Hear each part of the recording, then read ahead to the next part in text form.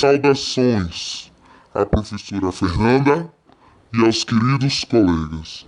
Esta mensagem que vos trago é essencial para o crescimento acadêmico de vocês. Peço que prestem bastante atenção. O vídeo a seguir contém informações super importantes sobre um direito real, o direito de superfície. Fiquem ligados no VT a seguir. O direito de superfície é o direito real de plantar, realizar semeaduras ou edificar em terreno de propriedade alheia. Este direito caracteriza-se por ser um direito real limitado, pois recai sobre coisa alheia, restringindo-se a certas utilidades da coisa. Para que imóveis não ficassem sem construções ou sem plantações, inutilizados e desocupados, muitas vezes por falta de recursos financeiros, passaram a ser aproveitados por terceiros, ou seja, pessoas não proprietárias, através do Instituto do Direito de Superfície. O interessado, chamado de superficiário, passou a aproveitar um terreno que não era de sua propriedade. Atualmente, o direito de superfície pode ser usado para a construção de prédios, parques, supermercados, conjuntos habitacionais, estacionamentos, shopping centers, escolas, etc., além de plantações, dando um destino rentável ao terreno, com melhor utilização e aproveitamento dos espaços urbanos e rurais. Desta forma, através deste instituto, não há propriedade subaproveitada. O imóvel, que por restrições legais ou de mercado não encontrava um fim que o viabilizasse, pode estabelecer um equilíbrio tanto para o interesse público, que é a função social, como também para o interesse particular.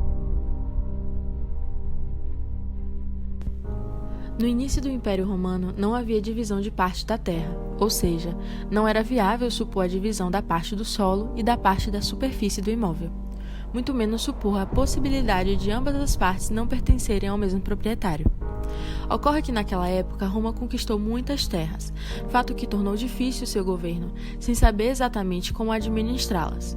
Dessa forma, através do poder público, o rei decidiu ceder as terras aos romanos, através de contrato individual, permitindo aos comerciantes a instalação de tabernas sobre as ruas. Sendo assim, os solos permaneciam em poder do Estado, mas a administração e produção cabiam aos romanos. Assim, os romanos pagavam anualmente ao rei um valor sobre esse direito, chamado de solarium ou canon. Assim surgiu o direito de superfície. Observa-se que, naquela época, o direito de superfície abrangia apenas as construções, mas não as plantações, as quais eram destinadas às enfiteuses. Depois de um século em desuso, o direito de superfície retornou-se ao nosso ordenamento jurídico com a Lei 10.257, de 10 de junho de 2001, nos artigos 21 a 23 do Estatuto da Cidade, e com a Lei 10.406, de 10 de janeiro de 2002, nos artigos 1.369 a 1.377 do Código Civil. Segundo o entendimento de alguns doutrinadores, o direito de superfície é definido de várias formas. De acordo com Silvio Venosa, direito de superfície é o direito real de gozo ou fruição, direito de plantar ou edificar em terreno de propriedade alheia, chamado de direito de implante. De forma bem clara, trata de uma concessão do solo. Para o autor, Washington de Barros Monteiro, trata-se do direito de construir, assentar qualquer obra, ou ele plantar em solo de outro. Segundo o entendimento de Carlos Roberto Gonçalves, direito de superfície trata de direito real de fruição ou gozo sobre coisa alheia, enquanto para o autor Orlando Gomes, superfície é o direito de ter uma construção ou plantação em solo alheio. Desta forma, entendemos que, no direito de superfície, o superficiário constrói ou planta em um terreno que não é seu, sem que tenha a necessidade de se tornar proprietário. Além disso, quem cede o solo é o proprietário, ou seja, aquele que tem domínio direto, chamado de fundieiro ou concedente. Este imóvel é cedido à pessoa denominada de superficiário, a qual terá o domínio útil do imóvel e pagará a este, fundieiro ou concedente, um valor anual sobre ele, chamado de cânon ou solário. Por recair sobre a coisa alheia, este direito real de superfície é limitado, isto é, o superficiário não se torna dono do imóvel. Além disso, o direito é divisível, pois é possível dividir ou fracionar entre os superficiários. Este direito também é impessoal, pode ser transferido a terceiro por contrato ou a herdeiros por sucessão. Atenção!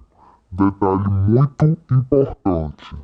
A concessão de direito real de superfície também pode se dar por bem público.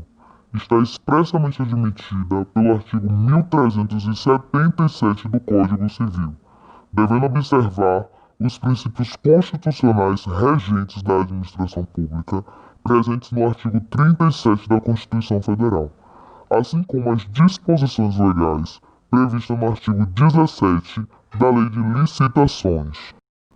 Este entendimento está consolidado pela jurisprudência do Tribunal de Justiça do Maranhão, ao qual reconhece a concessão de direito de superfície de bem público admitida sob a observância dos princípios constitucionais regentes da administração pública e ao disposto na Lei de Licitações, assim como a nulidade de concessão que pode ser declarada de ofício pela própria administração, com base na autotutela.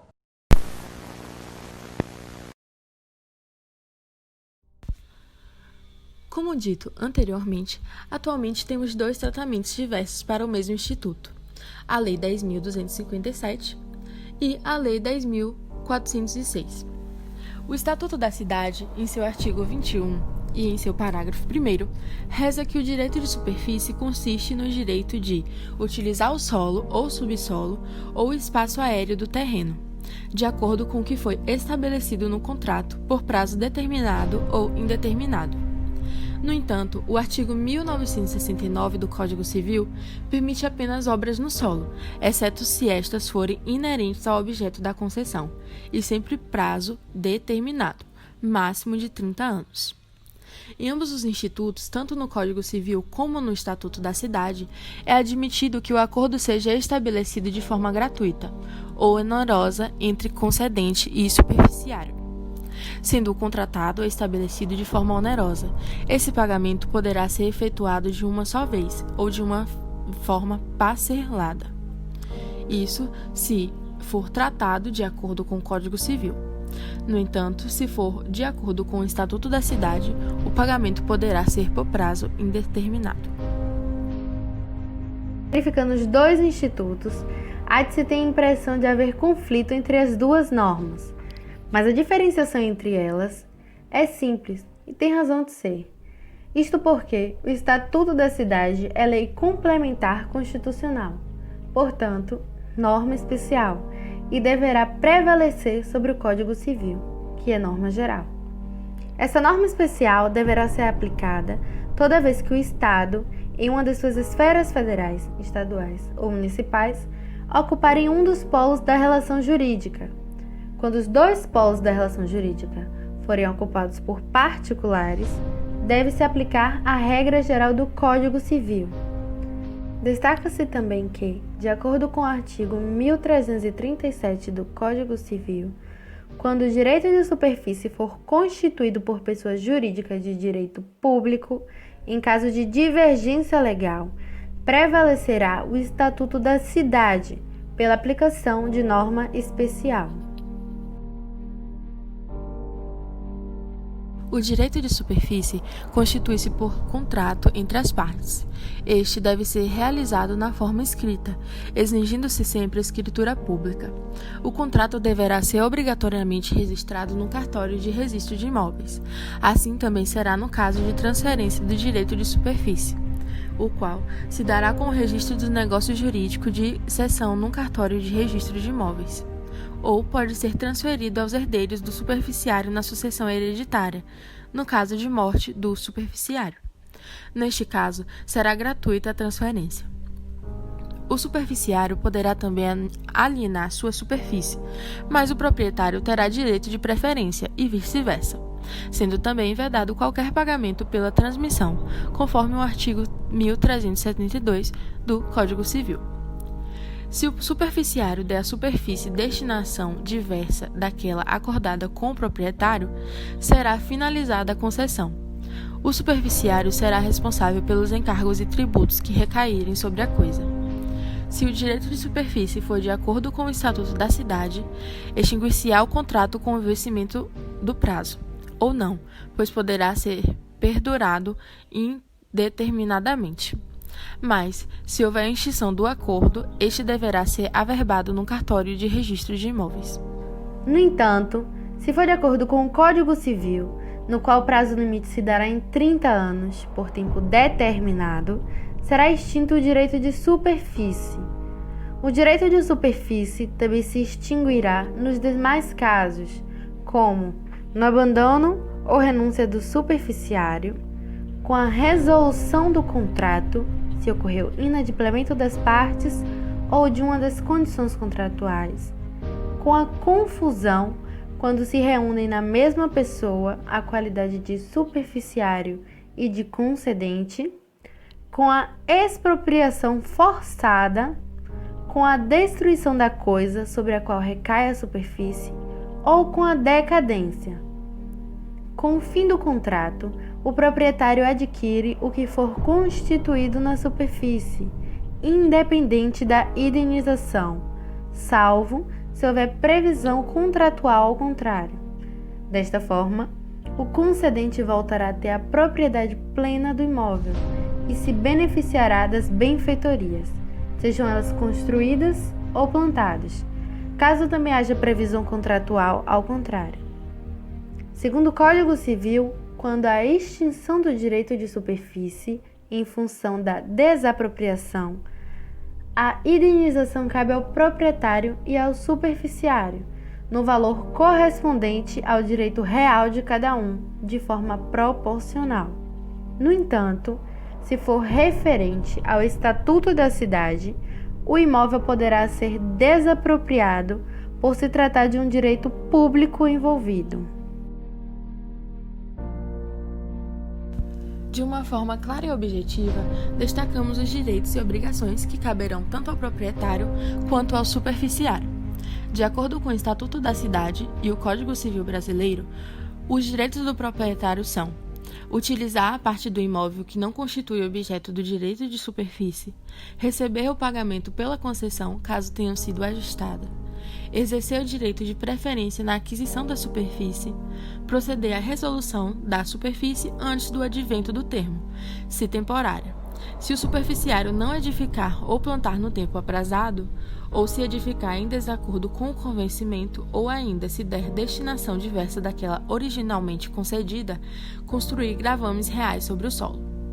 Já, em contrapartida, os direitos do superficiário são: utilizar a superfície do solo de outrem, nos termos do contrato firmado, usar, gozar e dispor da construção ou plantação superficiária como coisa sua, separada da propriedade do solo, onerar com ônus reais a construção ou plantação que se extinguirão com o termo final da concessão da propriedade superficiária, exercer o direito da preferência na aquisição do solo, caso ao proprietário pretenda aliená-la ao título oneroso, reconstruir a edificação ou refazer a plantação em caso de perecimento. As obrigações do proprietário do solo são: não praticados que impeçam ou prejudiquem a concretização ou exercício do direito de superfície e dar preferência ao superficiário na aquisição da propriedade do solo, caso esta se faça a título oneroso. As obrigações do superficiário são: pagar a remuneração ajustada, no caso de acordo ter sido pactuado de forma onerosa, construir ou plantar de acordo com o acordado, pagar os encargos e atributos que incidirem sobre a obra superficiária e sobre o solo, conservar a obra superficiária e dar preferência ao proprietário do solo à aquisição da superficiária, caso a aliene a título oneroso.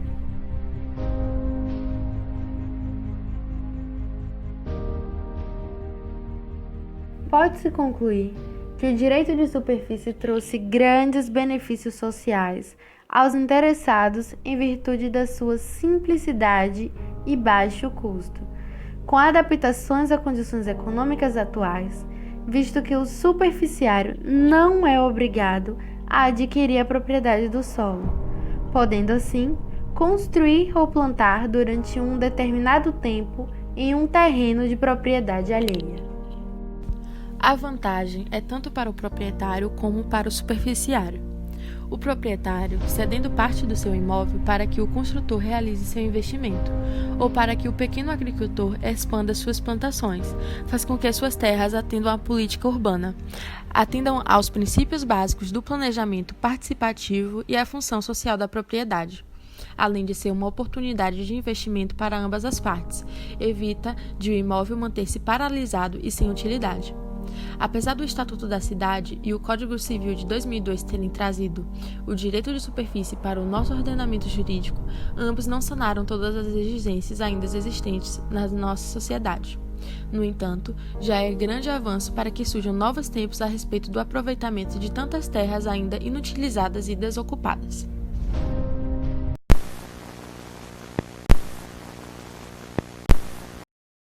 E aí, gostaram do vídeo? Espero que sim. Espero também que o conteúdo faça diferença na vida de vocês.